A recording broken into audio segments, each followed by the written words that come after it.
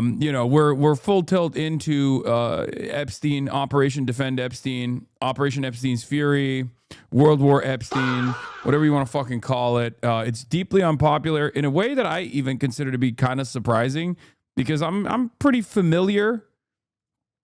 I'm pretty familiar with like how the American appetite for death and destruction is virtually unlimited, and yet for some weird reason Americans are not biting the bait on this one as much. Operation Fortnite Chungus has turned into an epic failure for a million different reasons. They bombed Aramco in Saudi Arabia too, big dog. That's wild. No, I think that was an interception that fell because the Iranian government very quickly came out and was like, we did not bomb the Saudi Aramco facility. We'll talk about all of that and more. Right now, as a matter of fact. Let's just get right into it. CNN poll showing 41% approve, 59% disapprove of U.S. action in Iran basically mirrors Trump's overall job approval rating. Opinion of Trump drives opinion attacks on Iran. No, most people don't want it. I mean, you look at all adults, 27% say yes on Trump's attack on Iran, 43% say no. CNN has the highest approval rating, but even then, it doesn't reach majority. Majority say no, or plurality say no. Make no mistake. Every major organ of media, every major 41% approval is higher than 20% no. Yes, it is. But I'll keep it at $1.50. That's what the media is trying to do. They're trying to move these numbers to the best of their ability. There's a reason why every person that they're interviewing is like John Bolton, Lindsey Graham, and like at most, the people who are like kind of against it are basically saying, well, it's a good thing that we're murdering, heads of sovereign states. Obviously, I love that. I love death and destruction. But maybe he should have followed the process. Like, that's it. That's literally it. That's at most a process, like an aesthetic difference that you're going to get from like CNN. CBS doesn't even do that. Fox News obviously is just like super hoorah. They're going nutty mode on it. They're blowing bubbles on it. It's like varying degrees of pro-Israel sentiment being expressed from virtually every organ of propaganda. I mean, this is just how it is. This is how it's been. It's 2003 all over again. We're like stuck in a permanent news cycle. We're stuck in a permanent 2003 news cycle. Jeremy Scahill, by the way, has the same suspicion that I do. Over the past 24 hours, I was talking to Ken about this last night. We have heard via witnesses that a number of U.S. personnel injured in Iranian attacks in Kuwait is much higher than has been acknowledged.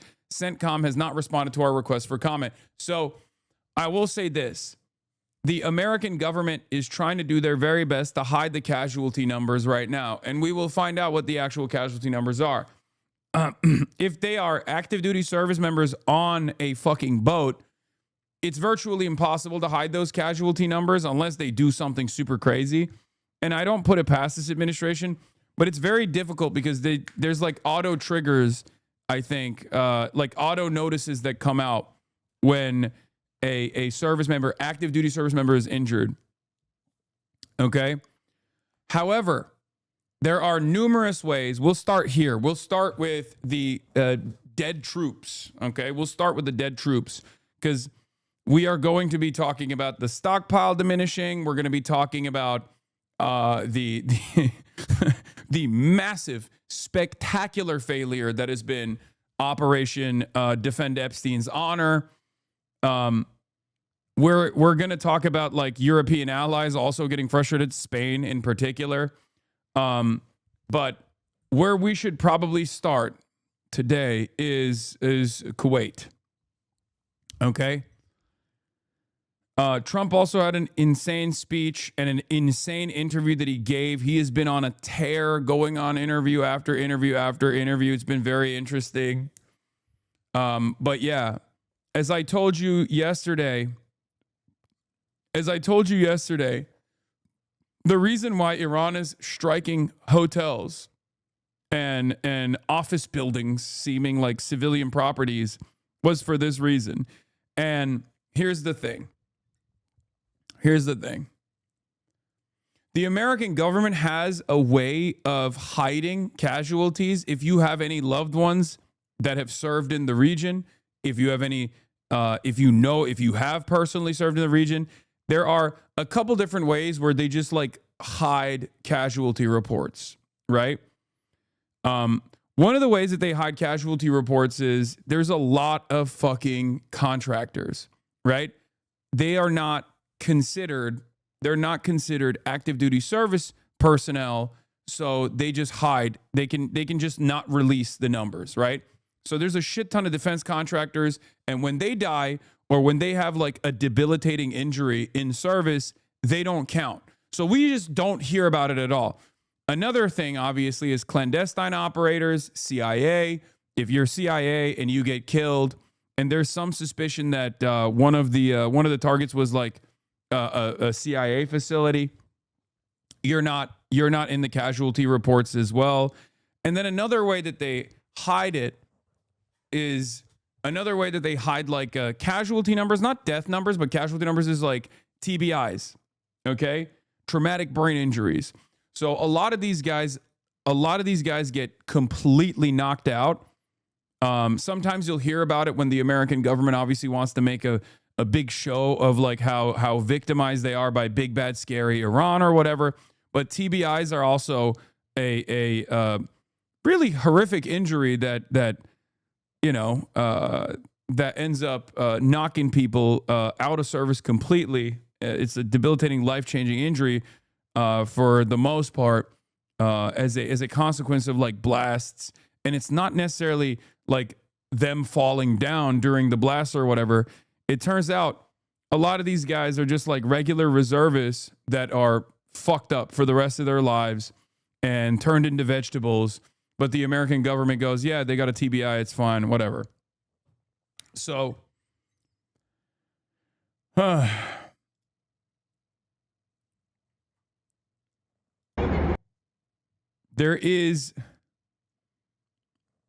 there's a Kuwaiti KIA. Apparently, Kuwait's military announces the death of Sergeant Walid Majid Suleiman following Iranian attacks, marking the first confirmed Kuwaiti KIA in the ongoing conflict. But how have you become so deeply knowledgeable about these things? Do you consume readily available info, or do you have behind-the-scenes sources? What? I consume readily available information, and I also do the other thing. I do both. Also, I've been doing this for years and years and have, I've friends that are investigative. I just literally told you I was talking to Ken Klippenstein earlier about like casualty reports because I have the same exact suspicion that Jeremy Scahill has, that I think the American government is actively hiding the true death counts that to the best of their ability, as well as they can get away with it. Like, I'll tell you this much. From what I understand, I mean, this is like somewhat unprecedented. But if there was like a boat strike, which they tried to hide, there was a boat strike that took place on a supply boat. Okay. One of the naval assets was struck by Iranian missiles. Okay. That one is harder to hide. That's the reason why the Trump administration came out and was like, yeah, 3 active duty service members passed away. I'm fairly certain that like the boat didn't sink, but it doesn't matter if they're like above, if they're standing on top of the fucking ship and they get struck with a drone, like they're gonna die. You know what I mean? It's risen to 18 now publicly. Yeah, if they're on the poop deck, there's systems in place that like automatically inform the family members and stuff like that. American government has always been like a little bit like they play it close to the chest when like high profile casualties happen or big numbers happen. But I suspect that there is probably a lot higher numbers in terms of casualties. They're just not going to ever release all of that. But we saw that with Venezuela, right? In Venezuela, they said there There were no casualties whatsoever. Now, casualty is different than death, right? They were like, no one was hit. It was beautifully executed, beautifully facilitated. And then guy out of nowhere gets a fucking Medal of Honor because he had his legs shredded, right? He got his shit shredded when he was flying the helicopter. The reason why they hide that stuff is because they don't want to lower morale. They don't want to incur any sort of like public disapproval, like a penalty. What's the difference between casualty and death? Casualty means like gravely wounded versus like casualty numbers include both people who have been gravely like people who have been wounded pretty severely and people who have died. Whereas fatality is just death, right? But casualty numbers include the injured. Like it means that you can't fight anymore. Like you're either dead or you're injured and you can't fight anymore. You're no longer able to be in combat. I used to work in a VA hospital. Many TBI and spinal cord injury patients would have substance use issues depending on the hospital they were in, with many overdose deaths. In that case, their cause of death would not say they died due to their injuries.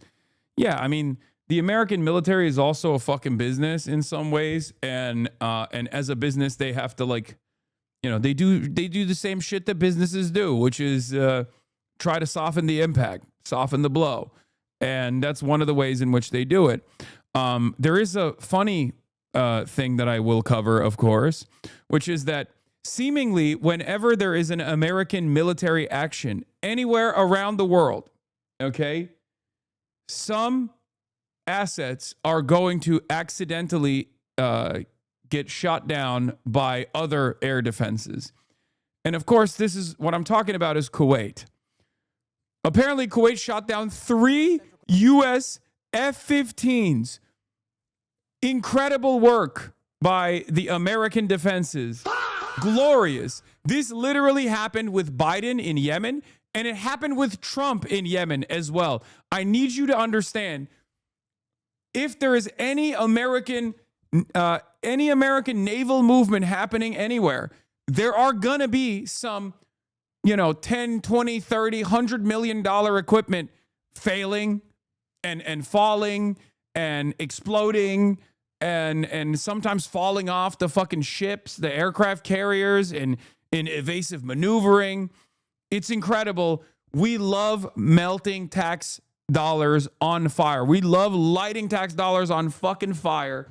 It's glorious. It's just, you might as well watch a school explode in the air at that point. Command says 3 fighter jets were shot down by friendly fire from Kuwaiti forces.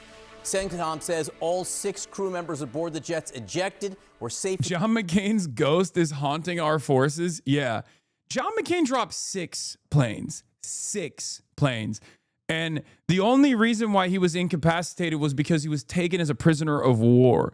Do you understand? Like, they would have put his ass back on a fucking plane even after the last incident if he hadn't been incapacitated by being taken as a prisoner of war by the Viet Cong. Understand, he was the Viet Cong's strongest soldier. That's why I always had tremendous respect for John McCain, the anti-imperialist goat. A lot of you only talk about how you want to offer critical support to the people's liberation, critical support to the North Vietnamese, but John McCain lived it, okay? He lived it. He lived it every day of his life. 6 aerial assets he dropped. 6 of them. How many American aircrafts have you destroyed? A lot of you LARP. A lot of you LARP as though you're like, oh, dude, I think it's I would love to serve. I would love to serve alongside these people. These people are doing this honorable, brave, anti-imperialist action. Fuck America. John McCain lived it. Okay. Recovered and are in stable condition. He lived it. CNN geolocated video that appears to be an F-15 falling from the sky. The pilot parachuting out. There's also video that appears to show a pilot safe on the ground after ejecting. Now, the aircraft were F-15 Strike Eagle fighter jets. CENTCOM says Kuwaiti air defenses mistakenly shot them down during active combat that included attacks from Iranian aircraft, ballistic missiles, and drones. Operation, I'll just stay up and keep drinking. That way I won't be hungover at work. Bruh. Oh, man. What is 80 million a pop? Fantastic. U.S. casualties. There's been 3 so far, and let's face it, this was clearly a near miss. All 6 crew ejecting safely and now being in a stable condition, having been recovered by the U.S. military. We want to talk about how this happened, and here to do that is retired Army Brigadier General Steve Anderson. Thank you so much for being here, because we're going to talk not just about that plane, but also the sort of pros and cons of doing an air campaign with the goal of regime change, which is not something. Oh, that's the second part of this. Every aspect of Operation Epic Fail, Operation Epic Fortnite Chungus, Operation Epstein's Fury is just busted, okay? Every part of this operation is so busted because the goals are wrong. The methods are impossible to achieve the stated goals for, right? Like, the goals in and of itself are idiotic. And the methods that we are willing to commit to are not going to help us achieve those goals at all. It's incredibly fucking violent. It's incredibly brutal. It's incredibly deadly. And on top of that, in the process of Operation Epic Fortnite Chungus, billions, and I mean billions of dollars of American assets in the region have been destroyed. And as a consequence of that destruction, in the hands of Iranian drone strikes, Iranian munitions, Iranian ballistic missiles, okay, we have seen, once again, that America literally either A, does not care about any of its Gulf regional allies, or is, perhaps worse, incapable of defending their own bases. Okay? Operation Epic Fail has been insane as far as like doing damage to American might and American military competence. You could not write a funnier story than this. Okay?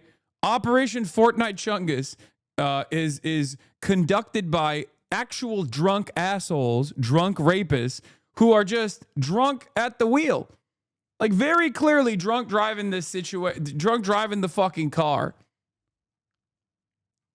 Haas MVP? What did he do? Oh, he's putting falling planes on the screen. Okay. Wait a minute. What are these fighter jets on screen? Haas is throwing up some imagery, I think. History has shown us really before. So first, talk about what you were seeing with that F-15. Give us the context of what our capabilities. Okay, they don't show the funnier parts about this. Here, watch. Video showing locals approaching one of the F-15 pilots who ejected over Kuwait. Really? You need something to help you? No problem, you're safe. You're safe, you're safe. Everything good? No problem. Thank you for helping us. Everything perfect? Oh no, bro. They're gonna hit the fucking female pilot. Oh no. Oh, they're gonna say DEI, except the other 2 pilots were male, but it doesn't matter. You're fine? Oh no. Oh no. Dude, no, do not, girl, do not take that helmet off. Just make your voice more coarse. Be like, yeah, I'm a white man. Oh no, we got a hashtag girl boss, dude. Oh no. Absolutely necessary to look at this. Oh yeah, this was really funny. Downed American pilot while in the shape of a swastika surrendering to a man with a stick. Come on, dude. 0 subtext, only text. It's 3 days into the Iran war. Yeah. For the record, for people who might think like, oh, it's because the Kuwaitis hate these guys. No, the Kuwaitis fucking love these guys, okay? I need you to understand something. They probably thought he was an Iranian pilot at first. And then they realized that he was an American pilot, and then they put him in the back of a car so that they could take him to a hospital. Police? Yes. 1 minute. 1 minute. لا لا شبه الدبة 1 minute 1 minute 1 minute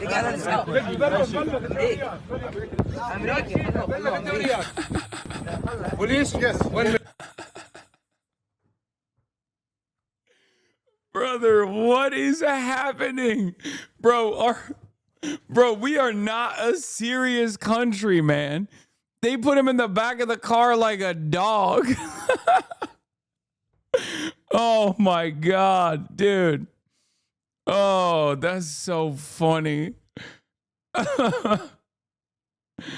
Oh, that's awesome. Kuwaitis are providing cover. Only system they have that can hit F-16s are Patriot batteries, which have lots of fail-safes due to past FF incidents. It was Iranian batteries. U.S. is just lying. Yeah, there is a suspicion on whether or not this was friendly fire. And I guess America would rather say it's friendly fire than say that it was Iranians that struck the fucking Iranians that actually struck the F-15s. Having said that, I don't know. Maybe it is. It has happened before. So, did you see that? That's my fucking truck video from an American soldier.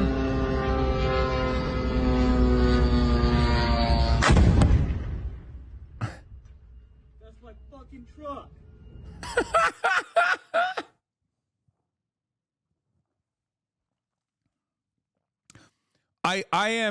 I'm inclined to believe that it's a friendly fire, because what fucking Iranian anti-aircraft system is striking Kuwaiti airspace, bro?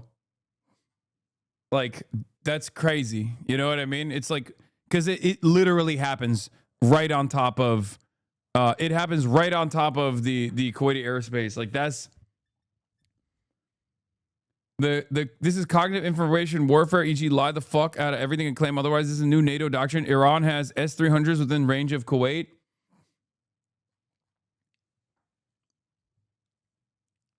I don't know. Why are you laughing it up all giddy about serious matters? Okay, but none of this is funny. What am I supposed to do, man? Kill myself? What do you want me to say? Look at our fucking incompetent ass multi-trillion-dollar military, brother. What do you want?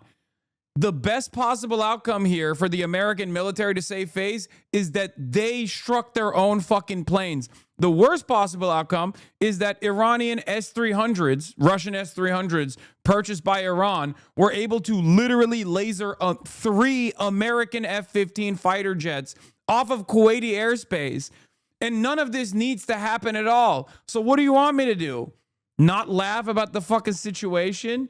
Yeah, it's our goddamn tax dollars being lit on fucking fire. That's a school. You know what I mean? That's healthcare. But of course I'm going to laugh. At least they didn't get to go murder a bunch of fucking school children. You know what I mean? In a bombing campaign. So I'm going to laugh. I'm going to laugh a little bit. Shut the fuck up. Yes, it's funny. It's objectively funny that an F-15 pilot wasn't able to fucking go and, like, I don't know, laser some school. Before people go, F-15s don't actually do strike packages on schools or whatever the fuck. It's an aerial combat. It's an aerial combat plane. Whatever. Yes, nerds incoming. The F-15 friendly fire claim is either a lie or a U.S. command failure, but something is off, says Adam Cochran. After talking to an experienced military sources, here's how we know the reporting is covered. Kuwait uses 3 types of air defense systems: Patriot, Improved Hawk, and SHORAD. A SHORAD type air defense would not reliably take down an F-15. An Improved Hawk could hit an F-15, but because a Hawk requires constant radar illumination, the pilot would be alerted to the lock by radar detection, could deploy a chaff, activate ECM, take maneuvers against it. So a Hawk striking 3 planes is deeply unlikely. The Patriot system can reliably strike targets like an F-15, and so we know it's likely that this was the system used. But Patriot systems rely on multiple ID types to engage a target. Radar track behavior rules. It shoots at things that act like a missile. IFF signature, broadcast automatic signature between fighter craft and ground systems. I mean, look, I don't know. I don't know what the what the point of failure is here, but it's the American military, so I feel like there's numerous points of failure that you could point to. Okay? How is it not funny? It's the military industrial complex being incompetent. Nobody got hurt. It's literally hilarious. Exactly. I will say a couple things that have proven to be true here. Okay. A couple things that have proven to be true here once again.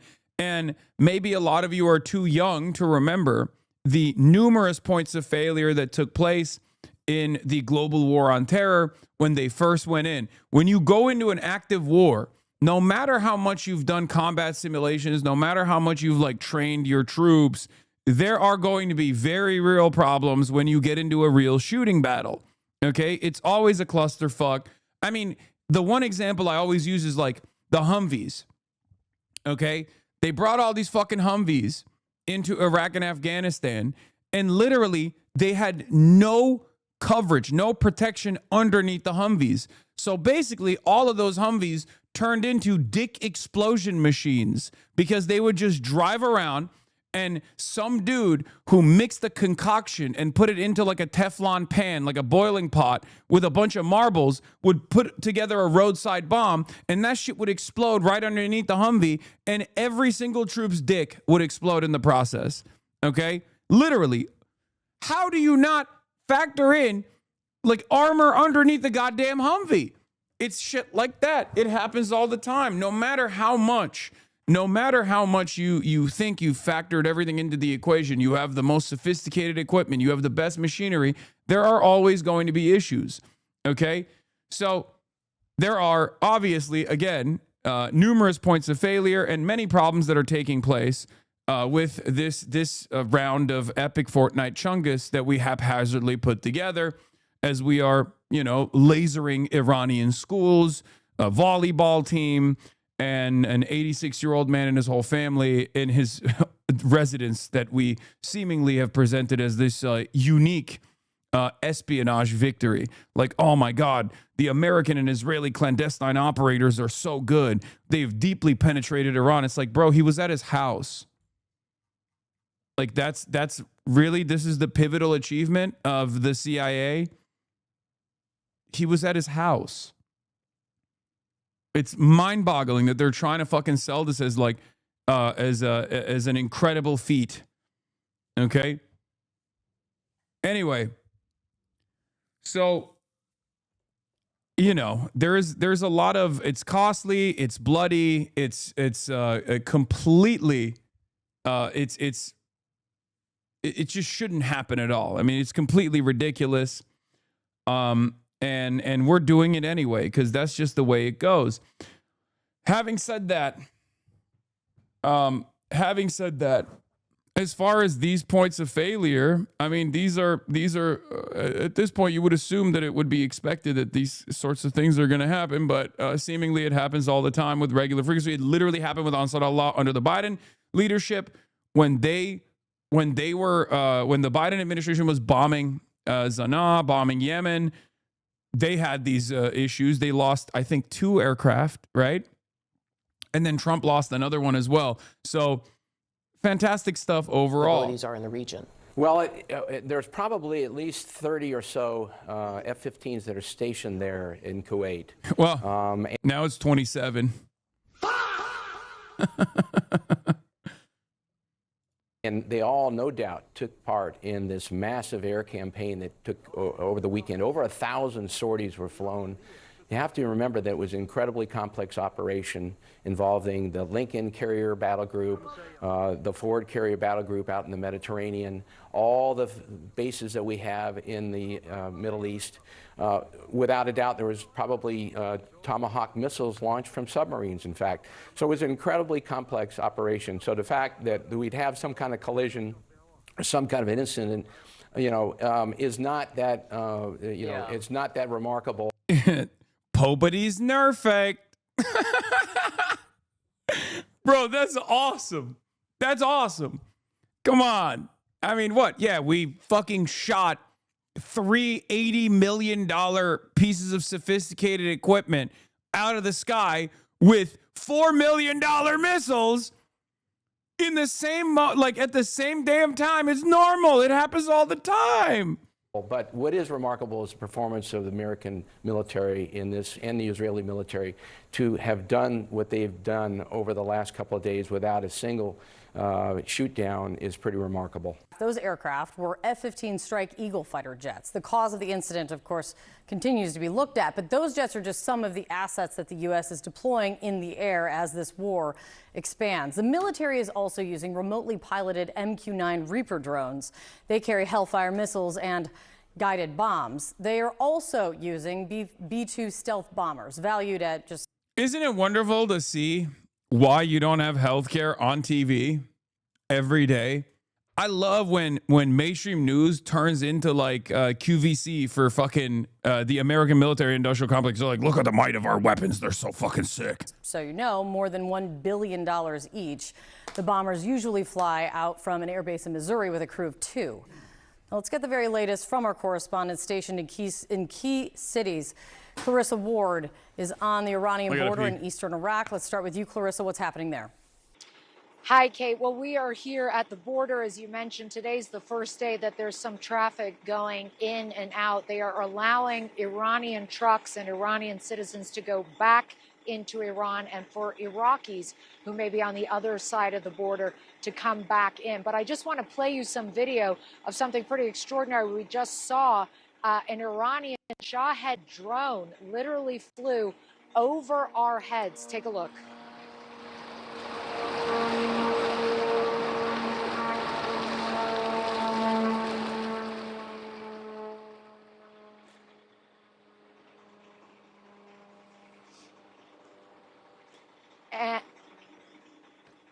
And now, sorry, there was supposed to be more of that video, but we'll get that to you later. But they closed the border for a little while, then they reopened it. And now if you turn over here, you can see these trucks are starting to move again.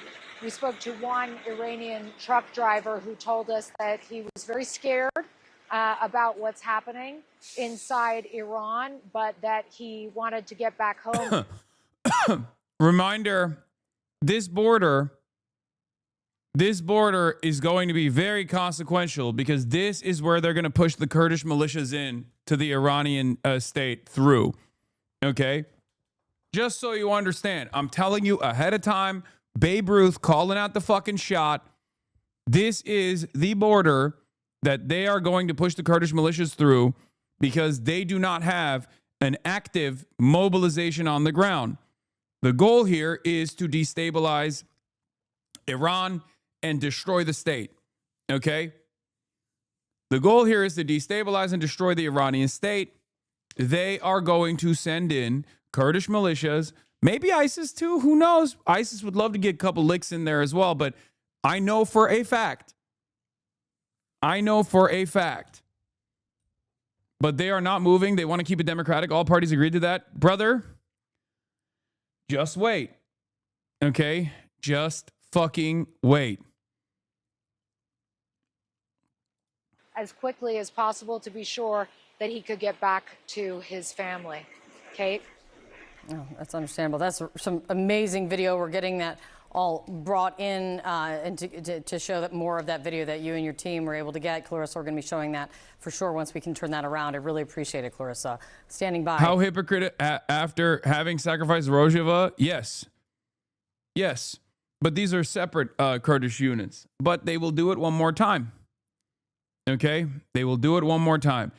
Because they need... Okay, listen. The biggest problem from the American perspective here, pulling it back. Pulling it back and taking a top-down approach to what's going on here, okay? There are numerous factors at play. There's numerous goals here, right? Donald Trump, 100%, wants a Venezuela-style situation. You know, he did the decapitation, and then all of a sudden he finds someone that's more pliant, and he gets to deal with them. He doesn't give a shit if they're IRGC, obviously, right? The problem is Israel wants an entirely separate thing here. And I tweeted about this last night, and it's really important. I'm going to keep stressing this point over and over again because the reason why this operation is haphazardly put together and the reason why it's become a spectacular failure very quickly is because there are competing interests here. not converging interests, but diverging interests here. Because Donald Trump wants it fast and easy. Donald Trump wants boom, boom, boom, quick in and out. Bombing campaign, negotiations process with a leveraged position, a much better position overall, and then a pliant state in Iran that's going to play ball, and it's going to say, we're really sorry, whatever your demands are, we'll let you, build a Trump Tower in Tehran, all this stuff. Israel, on the other hand, does not want that, because Israel knows that, and I tweeted this last night, large majorities of Iranians in Iran do not fuck with Israel, including the people who hate the IRGC. There are some people who like Israel and like America in Iran. Iran is a massive country, very diverse, but large majorities in general are not fans of American, are not fans of the American bombing campaigns or the Israeli bombing campaigns, right? Like, there's been polling that was conducted after the 12-day war where Iranians were very frustrated. Large majorities of Iranians in Iran do not fuck with Israel, including the people who hate the IRGC. Considering that this is Israel's war, it is an important part of the equation. And it offers clarity to the Amer-Israeli airstrike targets, which include opposition figures and moderates and border guards. Okay? Because if you're wondering why America and Israel are blowing up, like, not just the heads of state, but then also trying to assassinate oppositional figures to the state, including a guy who's been on house arrest since 2011. The reason for why is because Israel does not want any real oppositional figure there, okay? Israel wants a failed state. Israel recognizes that, with the exception of like Reza Pahlavi, right, which you would need to send in American troops to defend. If you were to plant Reza Pahlavi in power, you would need American troops to defend that, right? Because there's no world where a 93 million nation is going to welcome Reza Pahlavi as the true leader of Iran. It's not going to happen. Is there some support on the ground for Reza Pahlavi? Sure. But there is no next day plan here, okay? You would need to defend Reza Pahlavi with American troops. So unless Donald Trump commits to a puppet state and designing a puppet state and defending a puppet state in Iran with no guarantees of success, mind you, okay, it's not going to happen. You can't install Reza Pahlavi. You can't just like say Reza Pahlavi walks in and he has popular support on the ground and they magically have a monarchy, they restore the monarchy, and then they do liberal democracy with a functioning monarchy on the side. It's not going to happen, right? And in the absence of that option, the only other option for Israel that is going to effectively destroy the Iranian state is just a failed state, right? Trump might want regime change, in air quotes, like in Venezuela, but Israel wants a failed state like Libya that will never threaten its expansionist ambitions again. Any real deal here for Trump means cutting out Israel, and that's not likely going to happen until it gets really costly. Okay? And right as I was tweeting that, Donald Trump gave another interview, this time to ABC, where he says the U.S. identified possible candidates to take over Iran, but they were killed in the initial strikes. He said the attack was so successful, it knocked out most of the candidates. It's not going to be anybody that we're thinking of because they are all dead. Second or third place is dead. And not only that, but they're even shooting and trying to kill oppositional figures as well. Like people who are literally arrested by the administration, people who are under house arrest by the administration. If you have an ambition to actually do regime change, you can't kill the guy you're trying to fucking plant as your guy, right? You can't kill the fucking people. You can't kill the fucking people that you're supposed to put in power. You can't do that. It's insane. So this once again proves that there are diverging interests here. This is Israel's war. Israel's goals broadly are to create a failed state in Iran. America's goals are, or Trump's goals in particular, are glory and a quick in and out campaign couple bombs, negotiations, art of the deal, as he has conducted over and over again. Like, this is what he did in Venezuela. He thinks Venezuela was a massive success, right? And he's coming off the heels of that success and quote unquote success in Venezuela and going into this Iranian operation after getting the worst intel possible from Israel and probably the compromised people within his like closest administration allies like Lindsey Graham and whatnot, who are just telling him over and over again, you're going to reach glory. Israel's going to go in without you. You want a piece of this puzzle. You know how Israel is. They got the best fucking equipment. They got the best intel. We should go in with them, right?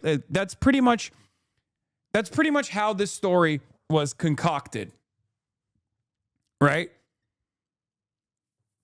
And I think Donald Trump thought, judging by what took place in Venezuela and judging by like what they perceived as the success of the 12-day war, he thought this would be going down very differently. He thought we go in, we blow some shit up, we do a decapitation strike, and then we find a much more pliant figurehead within the IRGC to deal with, and then it's over, right? We can get all of our demands across, and it's going to be totally fine. What they didn't realize, or what he did not factor in, perhaps was the information that his own generals were giving him. The CIA was telling him, don't do that. Don't do a decapitation strike. You're a fucking idiot. If you do a decapitation strike, they already have a system design called like this decentralized mosaic. They have a horizontal movement within, they have a horizontal contingency plan where even if there is a very successful decapitation strike, they will still continue fucking bombing Israel and continue to bomb American targets, even potentially. Like everything that unfolded, Donald Trump was aware of. And we know Donald Trump was aware of it. You want to know why? Because the generals clearly leaked it to the fucking media. They literally leaked it in the buildup to this campaign. They were like, Trump is not listening to us. We're going to go and tell the media. That like we might actually fail. We're going to wash our hands of this failure. Right? And what this operation has shown thus far, and I know everyone wants a big W here, and I know like the Republicans are running around talking about like, oh, we did it, we killed the Ayatollah, we killed the 86-year-old guy, it's fucking over, we've done it, like, and if there's a new Ayatollah, we'll kill him too, not realizing the consequences of these actions and not realizing what this is showing to the rest of the world. Number one, it shows that America doesn't either have the motion or the ability or the care to defend its allies with military bases. All of a sudden, if you have a U.S. military base and you have a regional actor that has a lot of smoke, you're not getting protected. You're not getting any protection whatsoever. You're basically becoming a missile sponge. That's number one. Number two, if they do not have the capability of protecting these bases, then all of a sudden it's a major weakness, right? Like, either they don't have enough munitions and they have to expend them protecting Israel, or they just don't give a shit at all about the Gulf nation states, which are supposed to be incredibly important petrostates that are incredibly reliable and incredibly important allies for American capital. Okay? The other thing that this has shown is that if America went to war with a country like China in a proxy war, for example, right? They would get their fucking backs blown out because the technology gap between Iran and China is insane, right? The technology gap between Iran and China is insane. The missile gap between China and Iran is insane. Like, if there was any sort of serious battle, proxy battle or not, between the Chinese state and the United States of America, we're not making it out of that. We're not making it out of that process. Okay, their manufacturing capabilities are far superior to the Iranian manufacturing. All it takes is a willingness to engage in this, right? So this, in my opinion, is completely rewriting American hegemony and the American military power, especially considering that China also, as it stands, literally holds the cards to American manufacturing and the American munitions manufacturing side, considering that they have all of the procurement and refinement processes on lock for rare earth minerals and battery systems that are necessary for American national security interests. It's not even, you know, it's over at that point.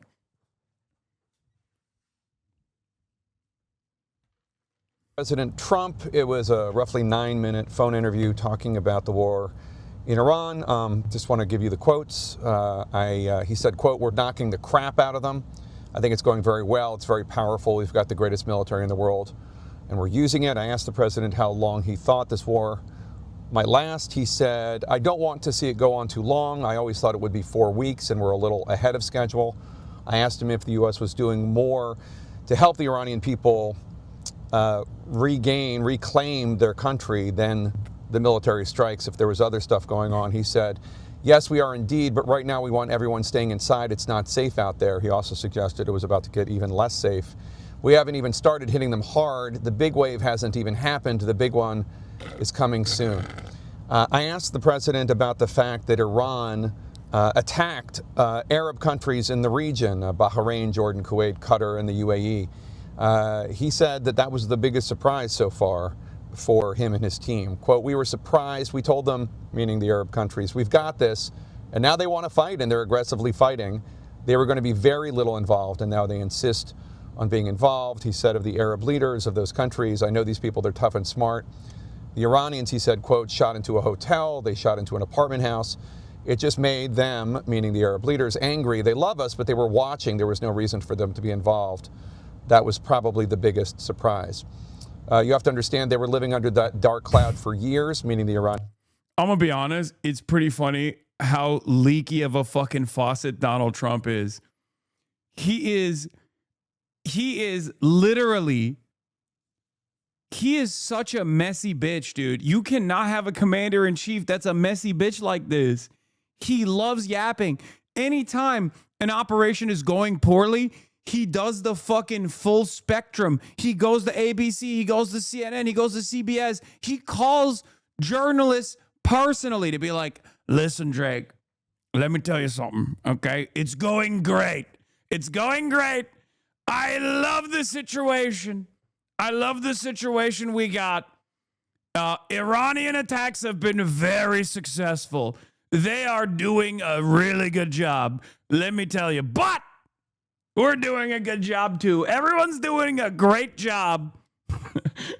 Like, what the fuck? Dude, they basically told all the fucking Gulf states that your bases are bullet sponges. Your bases are missile sponges. We are just invested in protecting Israel. We don't even care about protecting our own troops inside of the Gulf nation states.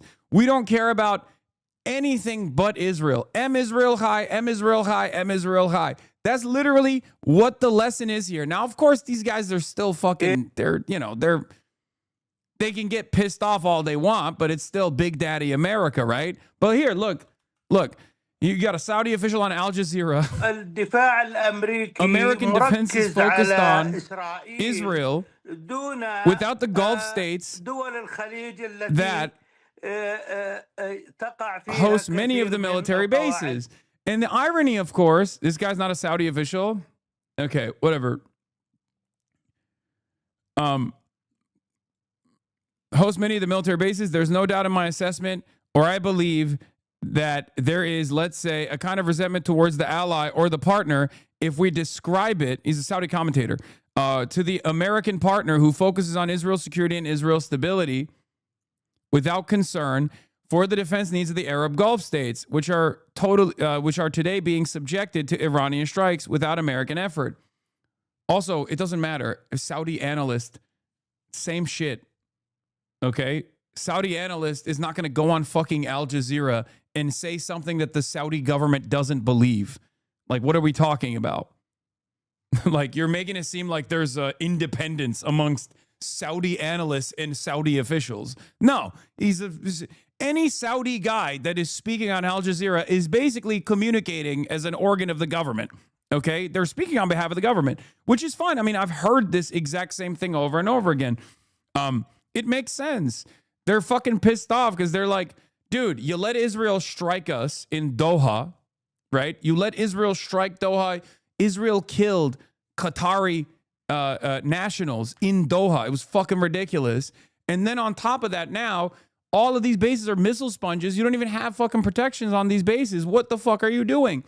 Ironically enough,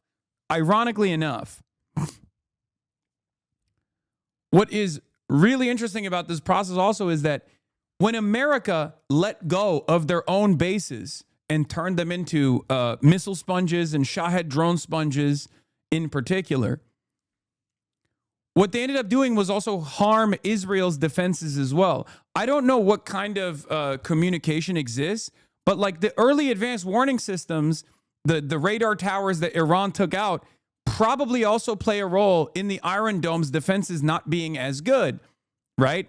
Because the entire region, all of the American bases and all of the American early advanced warning systems that exist in the region that have now been blown up actually reduce the success rating in the interceptions that Israel can conduct.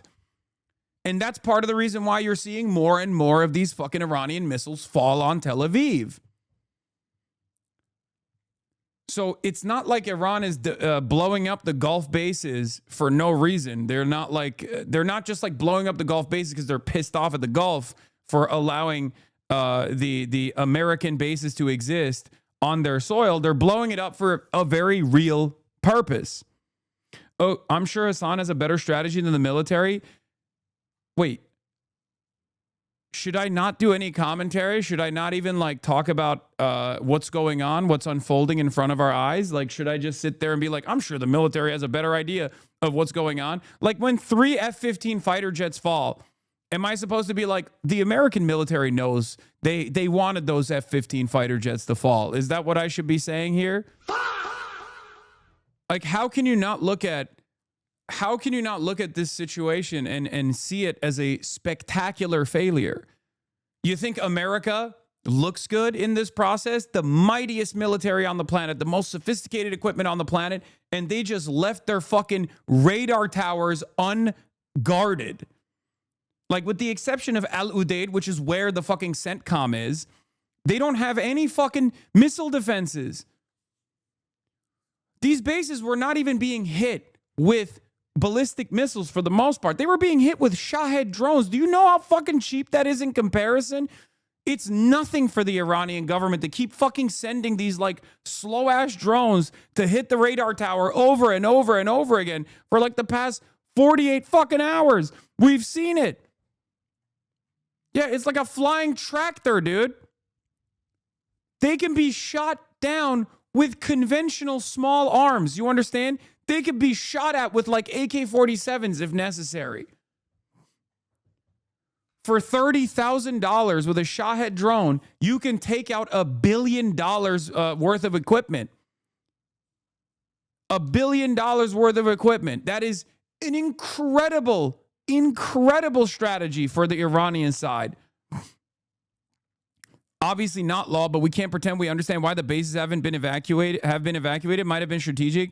I mean, even if you don't like the military, they're not completely stupid. No, brother.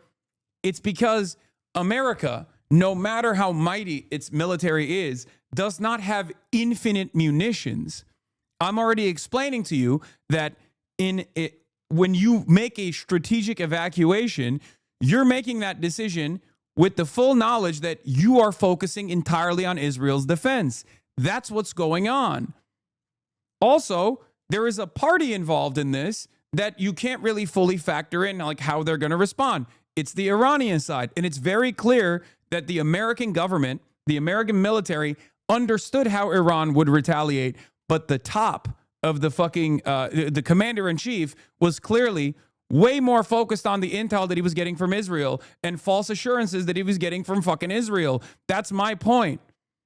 The point that I've been making is that the Arab states are eventually going to fucking run out of interceptors because they don't have unlimited funds. They have a finite resource here. This is not You know, Israel doesn't have unlimited resources to defend itself. This is something that the American generals were very aware of and kept telling Donald Trump. They kept telling Donald Trump this. And when Donald Trump didn't listen, they went to the fucking media. They leaked it to the media. They said, we don't have unlimited resources. It's going to look really bad for China. If China wanted to fucking go and like attack Taiwan, we would be completely shit out of luck. But the real reason why they were saying it was because we don't have enough missiles to even defend fucking Israel eventually. Now, the question remains. I think the Israeli side here, which is totally fucking guiding this entire process, this military quagmire, they know how to manipulate Trump really well. Okay? They know how to manipulate Trump very well. They're exceptional at manipulating Donald Trump. Okay? Because Trump is very malleable. He's so easily persuaded, especially when he thinks someone is like brilliant, you know what I mean? And he clearly thinks like, oh, the Israelis, they got the best intel. They're really, really smart. He doesn't like Benjamin Netanyahu personally that much, but Benjamin Netanyahu can basically tell him like, no, you don't understand. You will be glorified. Like you will be remembered as a fucking hero that finally toppled the Iranian regime. Come on, think about this, right? And then Donald Trump believes him because he's a fucking idiot. And all of the other like pedophiles in his fucking corner are they've been salivating at the prospect of this no matter what the fucking cost is, right? And basically what's going on here is clearly that Israel knows that they can just, once they committed Donald Trump to this process, he's not going to fucking pull out with egg on his face. Okay? They committed Donald Trump to blowing up Iran, and now he's stuck. And now he's just fucking stuck. That's it. He's stuck in this military campaign that he wanted to get out of with a swift exit. He thought he could get a fucking a better leverage negotiation position. He was an idiot, and the Israelis lied to him 100%. Or he's compromised by Israel. I mean, look at the fucking Epstein files. I don't know, but like regardless, he clearly doesn't care enough. He clearly doesn't care enough about anything beyond like what he could have gotten as far as like a good deal from Iran. Decapitation strike, good deal from Iran. So now the question is, when Donald Trump eventually realizes in and around like by the end of this week, okay, when Donald Trump eventually realizes that there is no fucking perfect destabilization initiative, when he realizes that like this is not going to be fast and easy and that Iran does have hands, okay, when he realizes that, what does he do? Does he commit more assets? Does he actually commit a more aggressive response to Iran? Does he commit to blowing up the entire fucking country?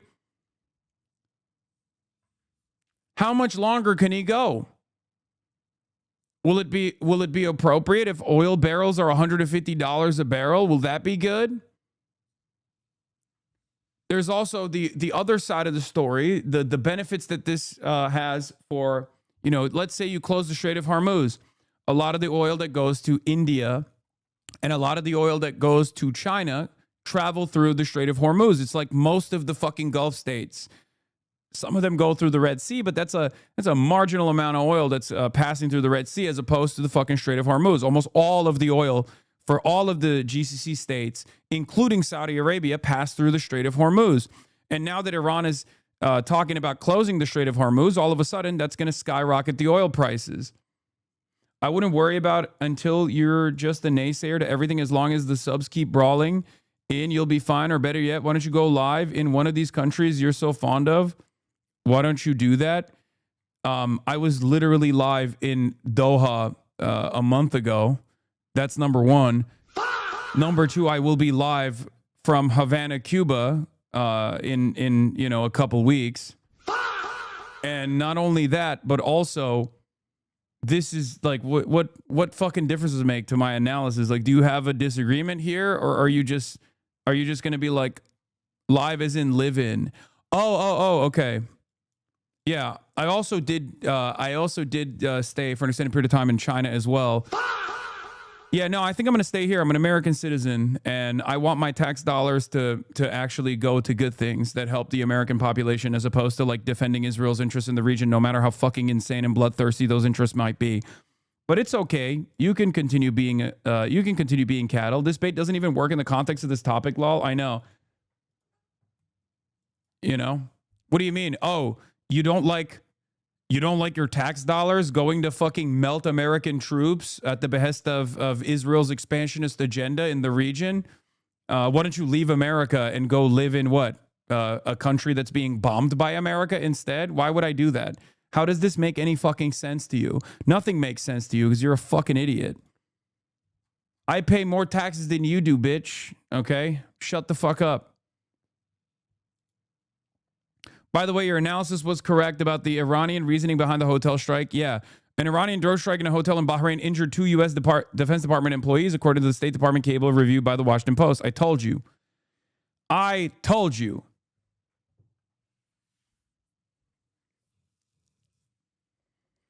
And a lot of chatters were chirping at me. I was like, look, this isn't to say that like Iran is not interested in causing chaos and doing terror, right? Of course they are.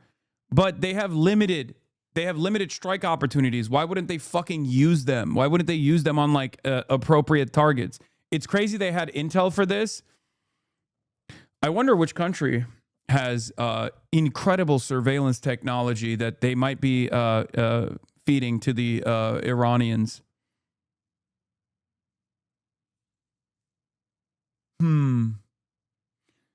It could be Iranians' own surveillance, or it could be another major world power that's potentially aiding the Iranians a little bit with their surveillance expertise. I mean, Iranians are also very good at cybersecurity too. Like the Handala guys are like pretty fucking aggro. And no, it's not Russia. I'm talking about China, dude. I suspect that there's a lot of Chinese aiding and abetting happening here. No, I'm not talking about Albania. When Iranian officials told Dropsite they were targeting hotels in Bahrain because they had intelligence on U.S. troops there, I thought it was some kind of cope. Turns out it was true. An Iranian drone strike on a hotel in Bahrain injured 2 U.S. Defense Department employees, according to a State Department cable review by the Washington Post. 2 U.S. Department of War personnel were injured, the cable said, referring to the Department of Defense. The cable, which was sent out Sunday, did not provide further details. The State Department did not comment. The Defense Department did not immediately respond to requests for more information. There is suspicion that they blew up a CIA position. That's number one. And there's also suspicion that they blew up a couple contractors as well. You mentioned that Iran is degrading systems that likely factor into Israel's defense before and after satellite imagery of the destroyed radar and storage naval base in Bahrain. Yeah. I think that this entire net of radar systems that exists in the Gulf region play a major role in Israel's defenses. And I think America made a fucking massive mistake just leaving these places unguarded and allowing them to become fucking Shahed drone sponges, which is insanely cheap, by the way. Because like war of attrition also has an economic toll, right? There's an economic cost analysis here. And when Iran is striking with $20,000 lawnmowers that fly at $1.5 billion worth of satellite equipment, that's insane. That's insane cost. It's insanely economic for Iran to engage in this kind of thing. Okay, obviously on the American side for the military industrial complex, that's great. That's economic activity that's going to happen. But like there's tremendous upside for Iran. Yes, it's very cost effective. There is very little risk and very high reward for the Iranian side to keep pummeling these American bases. And on top of that, that plays along with their with the larger goal here, the more consequential goal here, which is to embarrass and punish Israel and America. And obviously, when they blow up those radar facilities, that also undermines the network of surveillance that exists, that undermines the Israeli defenses in general. Okay, U.S. intelligence treated An uprising is a remote scenario, yet many in the hawkish Iran analyst echo chamber confidently sold the idea that Iran was a paper tiger and regime change would come fast at little cost. How do you believe things end up at the end of this conflict? Not good, no matter what. Like I said, the best case scenario out of all of the devastating options is that the IRGC pulls the country together and it keeps some semblance of stability internally. They're able to purge any sort of any sort of intervention that's happening on the ground from Kurdish militias passing through the Iraqi border or ISIS or anything like that, while simultaneously continuing to punish American assets in the region, continue to punish Israel as well. And it gets so costly that both Trump's popular base of support in America falls apart and his popularity craters to a degree where he has to react differently, or they continue engaging in this. They continue hurting economic output so much in the region, specifically oil, specifically the amount of oil that can pass through the Strait of Hormuz, so much so that Trump starts getting boss calls from the likes of, the petro capitalists. And they tell Trump, you need to fucking figure this shit out. All of that will eventually lead to Donald Trump cutting Israel out of the equation and releasing Israel and then saying Israel is the bad guy in this process. But it will take a lot for America to do that, especially Donald Trump. S&P 500 slips into negative territory. NASDAQ 100 follows suit. Iran's Revolutionary Guard commander says Strait of Hormuz is closed. How do you feel about a Kurdish autonomous zone in Iran? I feel fucking horrible about it. I feel like that's an insane thing. I feel like Americans need to literally shut the fuck up. It's insane that we're I thought long gone were the days of Sykes-Picot or whatever. You know what I mean? I thought we weren't piecing up. Bad take? What? Bad take? Shut the fuck up, dude. What are you talking about? What do you mean bad take? Oh no, we just get to piece up other countries. What are you talking about? This is a sovereign state, man. It's ridiculous. Especially when talking about Kurds in Iran, which, I'm sure there will be plenty of fucking policy papers to prove me wrong, but it's it's ridiculous that we get to balkanize other sovereign countries. What are you talking about? Yeah, let's make Kurdish Israel happen, please. So far, the war has cost the U.S. taxpayer $1.9 billion. I know that it's higher than that, by the way. I think this is a very conservative estimate. Okay? $1.8 billion. I don't know if this actually factors in the damage from the radar facilities and the bases that have been blown up and cratered. But things are not looking too good. Apocalyptic vibes on the front page of the Washington Post. Trump says operation in Iran to last 4 to 5 weeks or far longer. U.S. pledges to send more troops as war widens.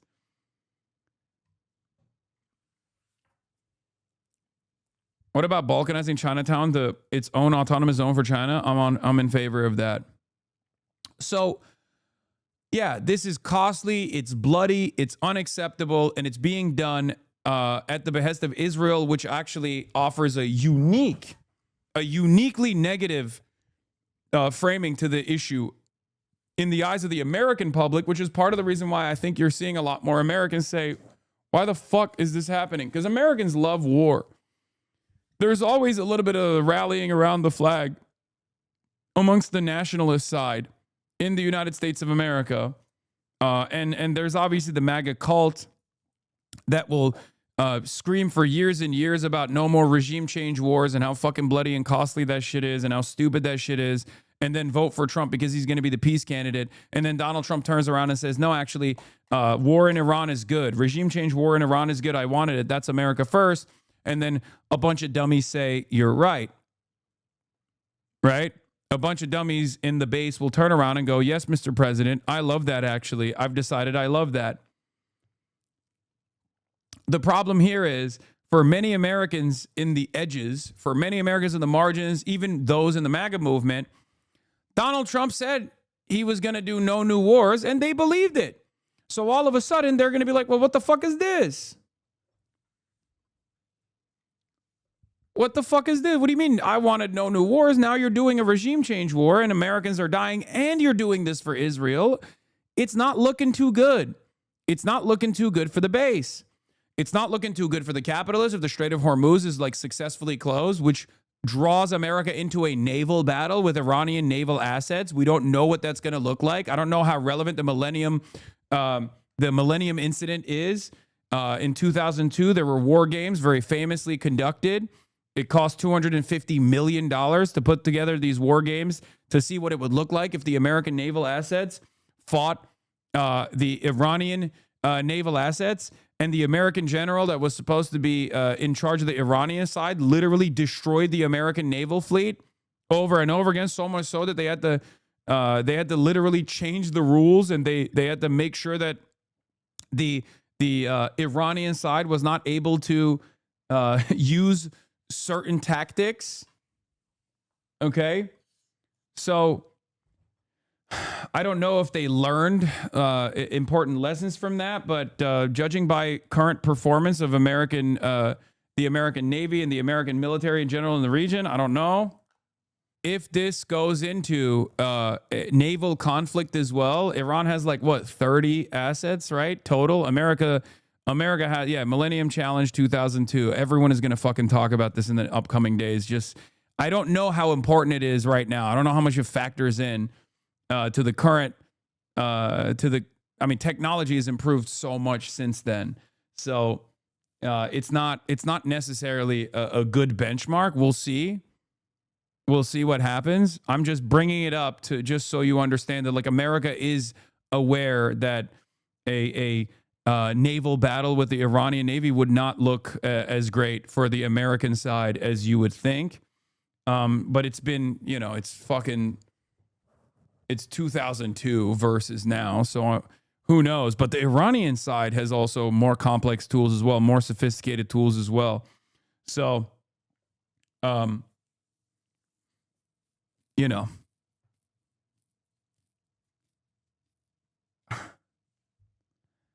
European natural gas prices surged almost 50% on Monday as the war in Iran strangled shipping through the Strait of Hormuz. There's also that element. This also ruins the economy of the Gulf states as well. So they're going to be feeling it. Iran is basically implementing crippling sanctions on the Gulf nation states by saying the Strait of Hormuz is closed. Why don't we just let it happen? Why is this so bad? Wait, what? Why is it so bad? I mean, it's worse for China. Let's be real. And that's the American cope. It's great for Russia, right? It's terrible for India. It can be really bad for Pakistan, but Pakistan is right there with Iran, so they can still send oil to Pakistan regardless if they choose to do so. So it could be beneficial for Iran and the Iranian economy. But wait, you said, isn't Iran bad? Why don't we just let it happen? Why is this so bad though? Wait, what? Okay, chatter. First and foremost, this good-bad dynamic, you got to let go of that, okay? These are nation states we're talking about. There are millions of people that live inside of these countries. Many of them have unique dreams, unique opinions. They have lives that are worthy of dignity. These are sovereign states that we're talking about, okay? That's number one. Number two, if we're looking at good-bad dynamics, I think America takes the cake regardless. You don't want to do that equation anyway. America and Israel are both significantly worse than most other countries by the widest of margins, okay? But ultimately, it's bad because it also harms America. This is bad because it's bad for every reason that you can think of. It's bad because we're killing children, okay? 100+ little girls were slaughtered at school in the first barrage of attacks. Okay, so that's not good. And number two, on top of that, this is destroying America's. This is American expenditure that is utterly unnecessary. The entire region is now on fire. The global economy is going to take a massive hit with no real success in sight. A prolonged campaign against Iran could also produce a failed state with enriched uranium, destabilize crucial oil routes, threaten Gulf allies, trigger a refugee crisis, disrupt the global economy. There is a million different reasons why the worst case outcome, the outcome that Israel wants, by the way, is devastating for the entire planet. But because Israel is a fascist state, they have no problems engaging in an act of mass suicide. Killing the supreme leader was one thing. Ousting the regime will be another. That's why I keep repeating that the best case scenario for the entire planet right now is that the IRGC keeps things intact and then America pulls out and they cut a favorable deal that cuts Israel out of the equation, at least for the time being, because Israel is going to come back again and again and again. And that eventually there's a guy that Trump trusts enough on the Iranian side where he will do ease of sanctions or whatever the fuck. Like the negotiations process will be beneficial for both parties involved. That is the least bad option out of, I mean, that's still not the best option, but it's the least bad option. The worst option is Israel gets to commit more American troops, boots on the ground military warfare, complete collapse of the Iranian government. 93 million people live there. The entire nation is swept away in ethnic conflict, sectarian fighting over and over again. And there's no more real state that exists there. And now you have incredibly angry IRGC guys that still control some of the munitions. They have no safeguards whatsoever. They have no restrictions whatsoever in how they deploy the weapons any longer. They can now directly strike civilian targets with no care or consideration, with no military goals whatsoever. And then tens of millions of people are displaced in the process as well. They go to all the other countries that then destabilize all the other countries as well. I mean, it's horrible. Now you got like, super ISIS, Omega ISIS, basically. But this time it's not even ISIS. It's like the people who killed ISIS who have a lot better understanding of how to fight. I don't know where this goes. I mean, it would be completely devastating. The worst option also is like Israel fucking deploys a mini nuke or something in Tehran because they realize that they're not going to fucking win. Their munitions are running out, and instead of coming to a reasonable conclusion here, they just like try to deploy a mini nuke, and then the entire world is on fire from that point on. There's a lot of really, really bad options here, which is why, in comparison to all those really bad options, the one that is perhaps the best option is going to be America eats a lot of the America ends up with incurring a lot of costs, and it's too costly politically at the domestic level for Donald Trump. His base starts yelling at him. American troops come back and flag draped coffins. It becomes too big of an issue for him, and instead of leaning into a longer military quagmire, they pull out. And they pull out and they cut Israel out of the equation.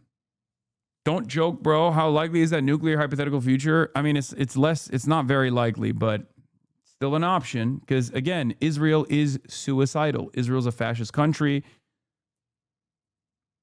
Israel is a fascist country. And fascism is a suicidal death cult. They have literally opened up new fronts every single day. They're now bombing Lebanon again. To be clear, in the mini nuke scenario, Israel will be saying how they told you so about Iranian nukes, and the Western media will puppet that as Iranian. I don't think they'll be able to get away with that kind of propaganda.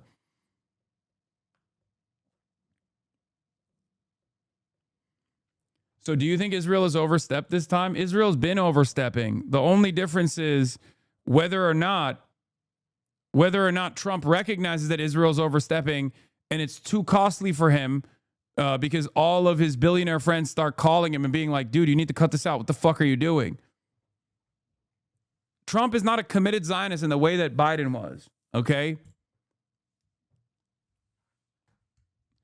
Interesting. Between this and the sus leak, the WAPO, seems like someone's really wants to turn the Saudis against Iran, sink the 2023 rapprochement that China brokered. Oh, yeah. The other side of this equation is Washington Post coming out with that bullshit story. As you guys know, I'm not a big Saudi fan at all, okay? I'm not a big fan of the KSA. I'm not a big fan of MBS. Having said that, Washington Post eradicated its fucking Middle Eastern office, and then all of a sudden they got this major story that claimed that that MBS, in spite of what they were saying in their public posture, was secretly petitioning America to go to war with Iran. I don't believe that. I said I don't believe that initially, and I actually do not believe that at all. I think that's American intelligence like trying to, or Israeli intelligence trying to potentially disrupt whatever kind of like rapprochement or whatever kind of like negotiations Saudi Arabia and Iran put together. Saudi Arabia and Iran are not fans of one another. That much is clear. It's obvious. They never have been. They've been waging proxy wars all around the fucking region. But in one of the last iterations, Saudi Arabia literally aligned with Iran to get the UAE out of Yemen. So, and that happened only a couple months ago. So I don't think that Saudi Arabia wanted this defanged Iran to be completely destroyed. I think it's actually beneficial for them to have no more proxies in the region, but then still kind of exist as a sovereign power, especially because Saudi Arabia also has to make the calculation on what happens when Israel decides to take over Saudi territory in the greater Israeli project. You know what I mean? So I'm not that invested in the Washington Post report that claimed that Saudi Arabia was really petitioning the American government to do a death blow to Iran. I don't think that was real. I think that was bullshit. Saudi Arabia will eventually be able to figure out where the missiles came from that struck their oil field. And if it's confirmed if it was Israel, that'll have regional implications for a generation. The reason why we're talking about this is because the Iranian government has said to CNN, the Iranian deputy foreign minister to CNN said, "We are not responsible for the bombing of the Saudi oil fields and have not informed our brothers in the kingdom of that." They very quickly came out and said, "We didn't blow up the Aramco fields. That wasn't us." The question is, who did it? And the question is, why did they do that? It's bullshit, and Bernie just jumped on this fake-ass story. I think that if Iran was interested in blowing up the Aramco fields, they would make a big show of it because it's their final option, right? It's their final option, and they have struck the oil fields in the past. The Houthis have struck the oil fields in the past. I don't think it was Iran this time around.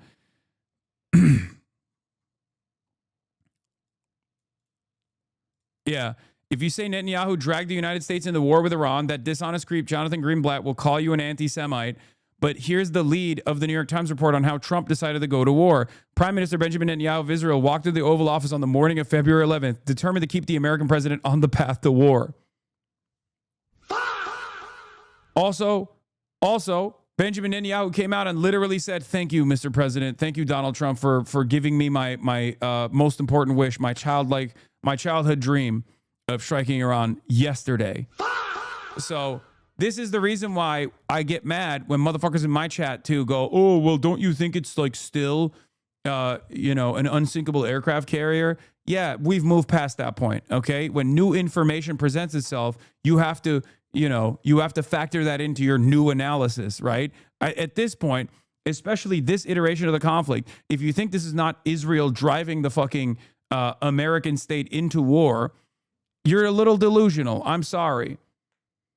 Why does Israel get to do that? Is it because of Jewish hypnosis? Fuck no, of course not. A big part of that is the fact that they have a super sophisticated propaganda machine and have been able to exist inside of the American government despite being a fucking foreign entity for 80 plus years as a consequence of being this incredibly important ally in the region, a destabilizing factor in the region. But post Barack Obama, it's very clear that Israel is in the driver's fucking seat. That's it. This is Israel's war. This is not some Pat Buchanan shit. Okay, this is different than Iraq. This is different than all of the other previous wars that America has engaged in. Okay,